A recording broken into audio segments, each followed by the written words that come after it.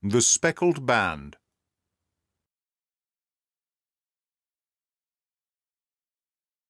A small side door led into the whitewashed corridor from which the 3 bedrooms opened. Holmes refused to examine the 3rd chamber, so we passed at once to the 2nd, that in which Miss Stoner was now sleeping, and in which her sister had met her fate. It was a homely little room, with a low ceiling and a gaping fireplace, after the fashion of old country houses. A brown chest of drawers stood in one corner, a narrow white counterpaned bed in another, and a dressing-table on the left-hand side of the window. These articles, with 2 small wicker-work chairs, made up all the furniture in the room, save for a square of Wilton carpet in the centre. The boards round and the panelling of the walls were brown, worm-eaten oak, so old and discoloured that it may have dated from the original building of the house. Holmes drew one of the chairs into a corner and sat silent, while his eyes travelled round and up and down, taking in every detail of the apartment. "Where does that bell communicate with?" he asked at last, pointing to a thick bell-rope which hung down beside the bed, the tassel actually lying upon the pillow. "It goes to the housekeeper's room. It looks newer than the other things." "Yes, it was only put there a couple of years ago." "Your sister asked for it, I suppose?" "No, I never heard of her using it. We used always to get what we wanted for ourselves." "Indeed, it seems unnecessary to put so nice a bell-pull there. You will excuse me for a few minutes while I satisfy myself as to this floor." He threw himself down upon his face with his lens in his hand and crawled swiftly backwards and forwards, examining minutely the cracks between the boards. Then he did the same with the woodwork with which the chamber was panelled. Finally he walked over to the bed and spent some time in staring at it and running his eye up and down the wall. Finally he took the bell-rope in his hand and gave it a brisk tug.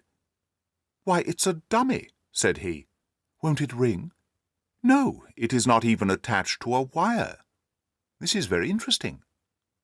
You can see now that it is fastened to a hook just above where the little opening of the ventilator is." "How very absurd! I never noticed that before." "Very strange," muttered Holmes, pulling at the rope. "There are 1 or 2 very singular points about this room. For example, what a fool a builder must be to open a ventilator into another room, when, with the same trouble, he might have communicated with the outside air." "That is also quite modern," said the lady. "Done about the same time as the bell-rope," remarked Holmes. "Yes, there were several little changes carried out about that time. They seem to have been of a most interesting character. Dummy bell-ropes and ventilators which do not ventilate. With your permission, Miss Stoner, we shall now carry our researches into the inner apartment." Dr. Grimesby Roylott's chamber was larger than that of his stepdaughter, but was plainly furnished.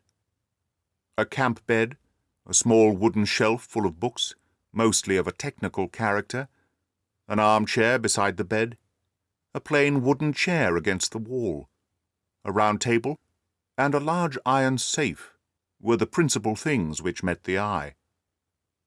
Holmes walked slowly round and examined each and all of them with the keenest interest. "What's in here?" he asked, tapping the safe. "My stepfather's business papers." "Oh, you have seen inside, then?" "Only once, some years ago. I remember that it was full of papers." "There isn't a cat in it, for example?"